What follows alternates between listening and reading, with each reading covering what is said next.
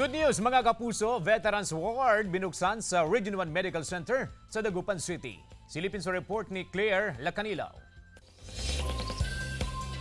Formal nang binuksan ng Veterans Ward sa Region 1 Medical Center sa Dagupan City. Layo ng pagbubukas ng Veterans Ward sa R1MC na mapabilis ang pagpapaabot ng nararapat na serbisyong medikal para sa mga war veteran. Unang-una, napakarami nating veterans ngayon.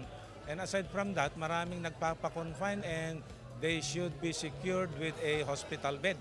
Ayon sa PVAO o Philippine Veterans Affairs Office, aabot sa 24 na Veterans Ward ang target na buksan sa iba't ibang ospital sa buong bansa. Bahagi raw ito ng pagbibigay pugay sa naging kontribusyon ng mga war veteran sa pagkamit ng kalayaan sa bansa.